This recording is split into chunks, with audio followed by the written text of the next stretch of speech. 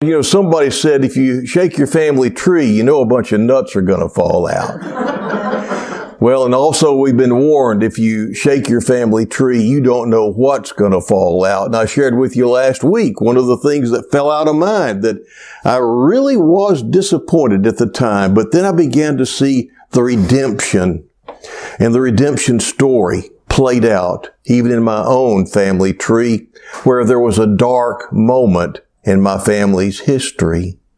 And so the things that Matthew brings up are things that show us what God was all about in even Jesus coming to earth and who He came to earth for.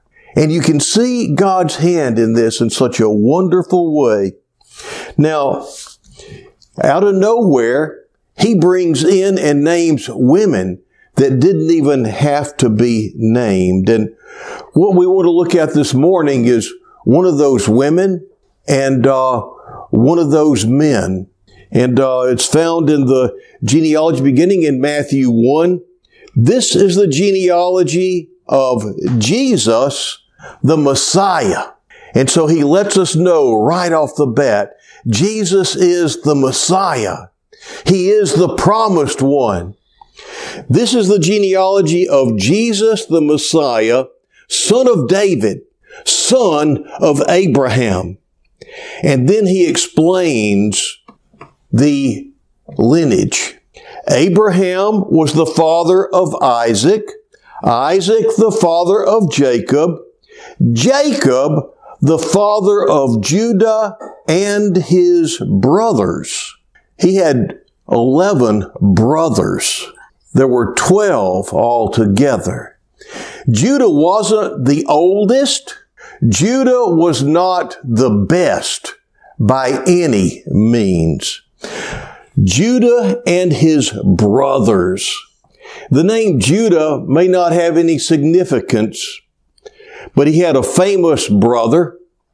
And he's not mentioned here because he was not chosen to be the son through whom the Messiah would come. And God didn't choose the oldest brother. He didn't choose the best brother. He chose Judah. And that will come as a comfort for us today. You see, Reuben was the oldest. Judah is not who you would have picked. And this is the point of this moment in the story. You are not who you would have picked. And so you assume you are not who God would have picked, especially when you look around at the people who are clearly more qualified, more holy, more spiritual, less selfish, and with, you think, less baggage. Judah's story begins in Genesis 37, and he's really just playing a supporting role at that point in Genesis to the story of his younger brother Joseph, which sets the stage for Judah's problems. Now, you know, Joseph was his dad's favorite. It was clear, and he'd been given that coat of many colors. And his brothers just got to where they couldn't stand him because he was always having these dreams that really exalted him above his brothers. And they became very jealous of Joseph. And Judas is jealous of his brother's favored status with his dad. And his jealousy and the jealousy of his brothers turns to hatred. And when Judah gets the opportunity, he acts on his anger and he does the unthinkable. In Genesis 37, 23 through 27, we read, "So when Joseph came to his brothers, they stripped him of his robe, the richly ornamented robe he was wearing. That's the coat of many colors. And they took him and threw him into the cistern. The cistern was empty. There was no water in it. As they sat down to eat, they do this. They kind of beat him up, take his robe off, and throw him in a well. And then they sit down to have lunch. Wow. As they sat down to their meal, they looked up and saw a caravan of Ishmaelites coming from Gilead. Their camels were loaded with spices, balm, and myrrh, and they were on their way to take them down to Egypt. Now, I must add a prequel to this. Whenever they first saw Joseph coming, the plan, they all said together, let's kill him and take his robe and shred it and put blood on it, and then we'll show it to his dad, to our dad, and they'll think that he's dead. Or he'll know that he's dead. He'll think a wild animal did it. But Reuben, his oldest brother, remember we were talking about the older brother and what the older brothers, well, Reuben was the leader, and he knew how this would hurt his dad. And so he was trying to stop this, but at the same time, let them show their disapproval to Joseph. And so he said, let's not kill him. Let's just put him down in that well. And so they said, yeah, that's a good idea. So that's what they did. They put him in the well. But you see, Reuben's plan was to come back and save him. The elder brother, remember Jesus is our elder brother. He comes when we're in the well and we can't do anything else and we're hopeless and helpless, and he saves us. That was Reuben's plan. But Reuben was off somewhere whenever these Midianites showed up. And so when he went back, the well was empty. And Reuben was beside himself with grief. So you need to know that Reuben had a plan of rescue, but that plan was thwarted. But listen to what that was Reuben's. Reuben had good intentions out of all this. But listen to Judah. Listen to this guy. Judah said to his brothers, what will we gain if we kill our brother and cover up his blood? Maybe we can profit from his suffering. Doesn't that sound evil? Come, let's sell him to the Ishmaelites and not lay our hands on him. After all, he is our brother, our own flesh and blood. And they all said, yeah. And so that's where the story is at this moment. He covers his sin with an elaborate lie to his father. And then he stands and he watches his father almost self-destruct with grief. And Judah never cracks. That's a hard heart. Every year on the anniversary, he remembers what he's done. Every year on Joseph's birthday, over 20 years go by, and he lives with this secret and the accompanying guilt. Maybe some of y'all can identify with that. Maybe you're living with a secret and some guilt. Meanwhile, Joseph is a slave and then a prisoner and then prime minister of Egypt. In Genesis 38, we find what happened to Judah in the interim, and it gets bad and kind of creepy if you really look at it. Judah gets married to a Canaanite woman, by the way, and has 2 sons. And they get married, and the oldest is evil and dies. And then the second one does something bad that we're not even going to talk about here, and dies. And so he tells his daughter-in-law Tamar to go home and wait for his youngest brother or his youngest son to grow up so that she could marry him to keep him in the family. So she's supposed to go home and stay with her father as a widow until the last son left is old enough, and then she's supposed to become his wife so that she can have kids to take care of her. She waits a couple of years and she sees that Judah's not going to keep his promise, And so she dresses up like a temple prostitute. She puts on a veil and dresses up like a hooker. And then she apparently and she's gotten word of the way that Judah is going. And apparently she had a knowledge of Judah's ways, because she just goes and she sits and along the way, dressed like a hooker. And there's a story, and there's something in this, there's a message in this for young ladies today, and older ladies for sure today. And that is, if you dress like a hooker, expect to be treated like a hooker. Okay? That's the word for parents. If you ever need, this is a place to get that story made, to get that point across to your kids. Because she didn't say a word. She just dressed like a hooker, knowing she was going to be treated like a hooker. And so she waits there. He comes by, he sees her, and he goes up to her and says, hey, let me come in with you. And she says, what you going to give me? He says, how about a goat? Good deal. Well, I don't have a goat with me right now, so what can I leave you as surety? He said, well, I'll take your signet ring and your staff, and let's see, there was one other thing, your seal. And I'll hold those as surety till you bring me the goat. So he goes in with her, it says, and she conceives.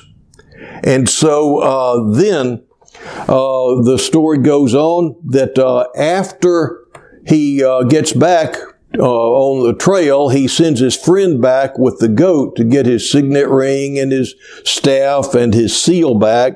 And the guys around the area said, no temple prostitutes around here. We don't know what you're talking about. Never been one, never will. And so he has to go back and tell Judah, got your goat, but don't have your stuff. The lady wasn't there, or woman wasn't there. And he said, well, let's just keep quiet about this and play like nothing happened. And so he was just going to forget about it. Because he tried to honor his word. And so he was okay with that. But then he gets word a few days later, or a few months later, actually 3 months later, it's reported that his daughter-in-law, Tamar, is pregnant, that she has, quote, played the harlot, unquote. And he does what every guilty person does. He overreacts to the sins of others. And he demands that she be burned alive. He got very self-righteous. We must uphold the law. Very different when he's judging somebody else. A lot of people are like that, aren't they? They'll make exceptions for themselves, but others, man, we got to keep the word of the law on this deal. Now then, as they're leading her out to be burned, she sends word to Judah, I am with child by the man to whom these things belong. Do you recognize any of this stuff? And Judah says, not going to be any harlot burning today. Let's just all forget about this and let's just go home. Everything's cool. And so the execution is stopped, and he declares, she is more righteous than I am. I did not keep my word and marry her to my third son. So, she is now pregnant by her father-in-law, and she has spared death.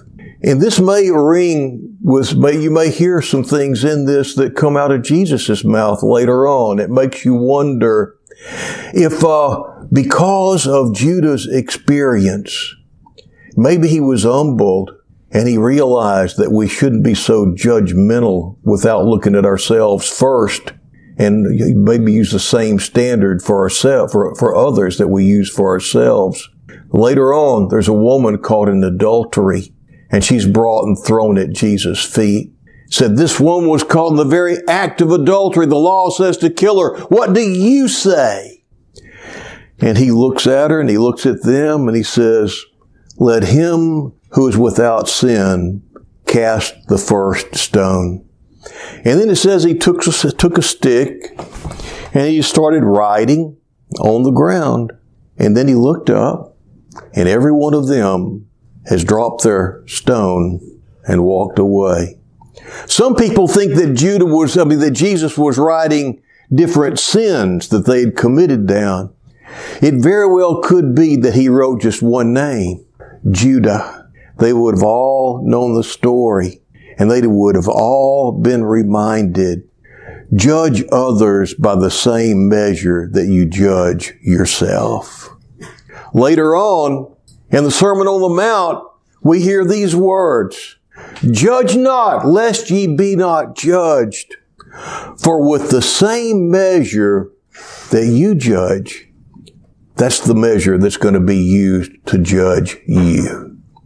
Do you hear a ring in Jesus' words and what Judah was doing and caught himself doing and stopped? It very well may have been passed on as a family tradition. We show mercy. Who knows? But something happened there. And it comes up again much, much later. And it says, later on, she gives birth to two boys. They're twins. And one of them's name is Perez. And Perez becomes a part of the genealogy of our Savior. But Judah still has a secret, and he plans to take it to his grave. But God saw different, didn't he? A famine hits the land, and Judah and his brothers go to Egypt to buy food, and you know all the story there, and how at the very end of it, whenever when Joseph says, I'm just going to keep Benjamin, you bring Benjamin here, and I'll keep him. Now you see, Benjamin was his brother by the same mother. All the brothers, they're all brothers, but they didn't all have the same mother. But Benjamin was his blood brother all the way around. And he was very special to his father. And they all knew that if they went back without Benjamin, that it would kill their father. But part of the story is that they have to go back and tell him that if you'll bring Benjamin, then I'll give you some grain.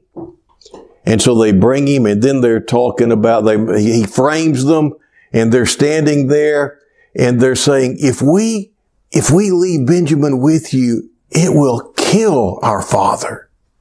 And their father had already said, I already lost one of my sons by this woman.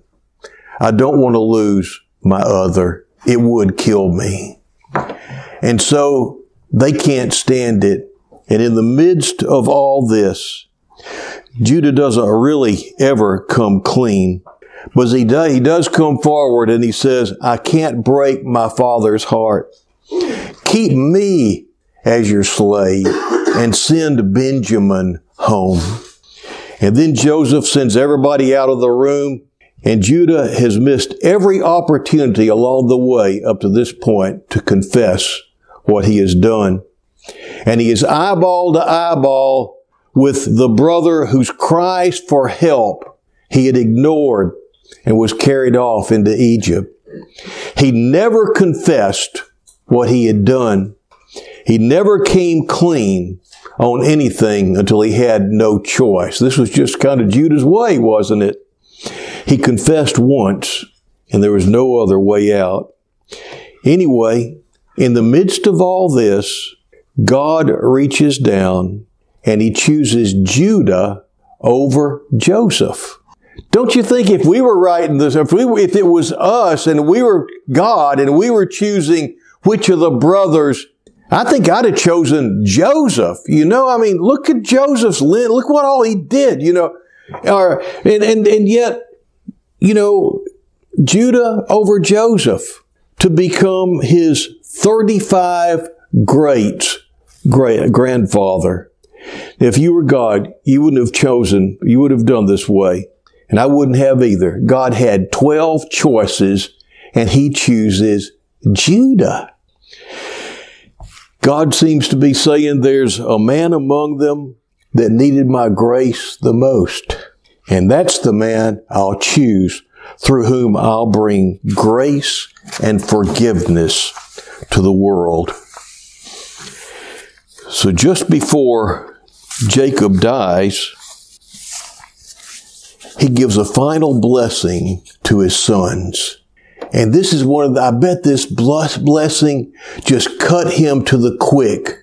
Because if you'll recall, the thing that Joseph said that kind of put everybody over the brink was whenever his sheaves stood tall and all the brothers' sheaves bowed down to them. That was the camel that broke the needles. That was the straw that broke the camel's back. That was the one. And so now, just before Jacob dies, he gives a final blessing to each one of his sons. And it says in Genesis 49, Judah, through you will rise up a king, and all your brothers and their descendants will bow down to him. Don't you know that cut Judah to the quick? That he winds up with the same blessing that Joseph did have, in a way. All his brothers did bow down to him ultimately. But now God blesses him with the thing that he was so jealous of in someone else. God is so good at just blessing us and making it hurt sometimes, isn't he? And so here we have Judah being the one that's going to be in the lineage of Jesus. Okay, here's the word to you today out of this, especially if you are a secret keeper. All the people with dark chapters that you don't want anybody to know about, everybody who has regrets, deeply embarrassing moments in your life, those of you who have inflicted hurt on other people and you've never made it right, those of you who took secrets into marriage and live with the fear of being found out, God has good news for you through Judah. You are prime candidates for my grace, God's saying this morning. You are candidates to be mightily used by me. There's no need to hide from me because I already know. There's no need for you to hesitate to even begin a spiritual journey because of all that you bring with you. I say, bring it on. See what I can do with those secrets that you wish nobody ever even found out about. You know, God's circle of grace is big enough to encompass all of us. Liars, cheaters, deceivers, disloyal people, we're all candidates to be used by Him in ways that exceed our expectations. That's the word to us this morning. In spite of ourselves, God desires to use us as channels of His grace and hope in this fallen world. So I said, Judah had a son named by his daughter-in-law, Tamara. His son's name was Perez. In Matthew 1:3-5, we read, Judah, the father of Perez and Zerah, whose mother was Tamar. Perez was the father of Hezron. Hezron the father of Ram. Ram the father of Amminadab. Amminadab the father of Nahshon. Nahshon the father of Salmon. Salmon the brother of Boaz, whose mother was Rahab. Another woman thrown in there. Rahab, remember her nickname? Remember her appellation? Rahab the... Huh? Harlot. I can't hear you. Harlot. Yes. Okay. Okay. Whenever you say Rahab, you say the harlot. And what's she doing in here? She's a woman with a past. And that's what we're going to be looking at next week. This week, as we come to the Lord's table, we remember who He came for. And He shows us who He came for through His lineage. All those people that other people don't want to have anything to do with. All those people really that we are in different ways and don't want other people to know about. It's us that He came for and He died for so that we can be used by Him as channels of grace in the world today. Amen.